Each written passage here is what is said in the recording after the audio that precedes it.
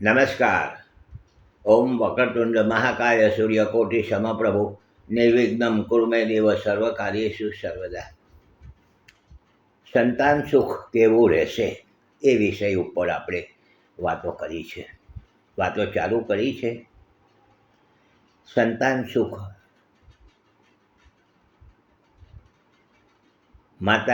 દરેક માતા પિતાની અપેક્ષા હોય છે, આશા હોય છે કે મારા સંતાનો ખૂબ સુખી રહે.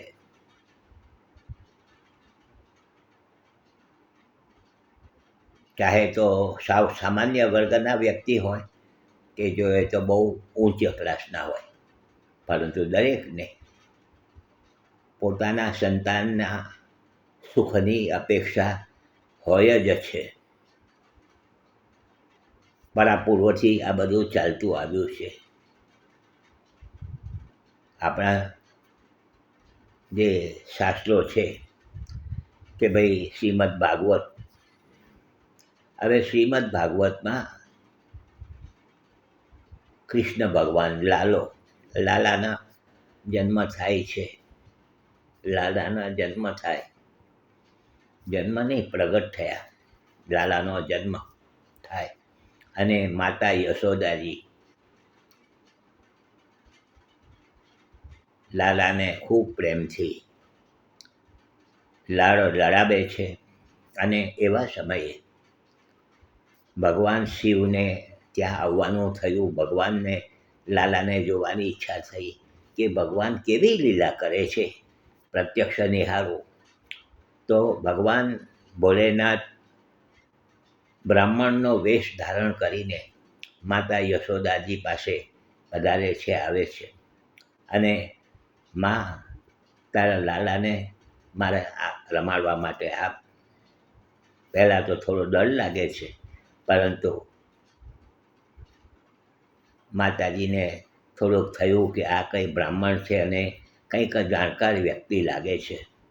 એટલે સ્વાભાવિક છે કે માતા યશોદાજીએ લાલાને ભગવાન ભોલેનાથના હાથમાં આપ્યા અને સાથે કહ્યું કે મારા લાલો, ભવિષ્ય એનું કેવું છે, જાણકારી સુખ અને કેવું છે.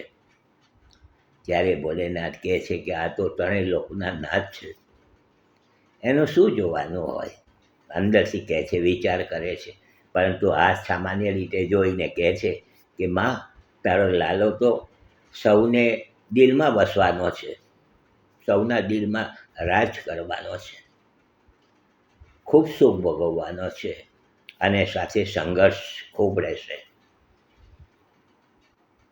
તો આવું આ પરાપૂર્વથી કે આપણા સંતાનોને દરેક માતા પિતા, ભગવાનના માતા યશોદા માતા, આમ તો દેવકી નંદન કહેવાય, પરંતુ યશોદા માતાએ જે લડાવ્યા લાલાને, તે ભાગવતમાં ખૂબ સારું વર્ણન છે. તો આ જ રીતે દરેક વ્યક્તિને ભગવાન હોય એને પણ છે, જેને માતા પિતા ભગવાનના, એને પણ છે કે મારા સંતાનો ખૂબ સુખ રહે, સારું રહે. સામાન્ય વર્ગને પણ લે છે. લગ્ન થાય છે, ઉંમર લાયક છોકરા છોકરી થાય છે, લગ્ન થાય છે અને લગ્ન થયાને થોડા વર્ષ થઈ જાય છે અને ટેન્શનો ચાલુ થઈ જાય છે કે સંતાન સુખ ક્યારે પ્રાપ્ત થશે.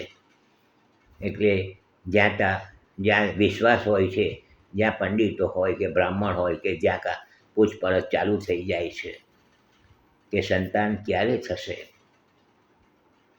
તો આ સંતાન સુખ મેળવવા માટે આપણે પરાપૂર્વથી આ બધું ચાલતું આવ્યું છે અને આ જ રીતે વંશવેલો આગળ ચાલતો રહે છે. આપણે પણ કોઈના સંતાન છીએ, આપણા પણ કોઈ સંતાન છે, એના પણ સંતાન થશે, પરંતુ સંતાનનું સુખ કેવું રહેશે એ પણ પાછું સાથે જોવું જોઈએ. સંતાન છે, પરંતુ સંતાનનું સુખ કેવું રહેશે. તો આ વિષય ઉપર આપણે થોડીક આગળ વાત કરશું. જોડાયેલા રહેજો, લાઈક કરજો, શેર કરજો, બીજાને જોવાની ભલામણ કરજો. હસમુખલાલ ઝવેરીના સૌને નમસ્કાર. જય શ્રી કૃષ્ણ. ઓમ નમઃ શિવાય.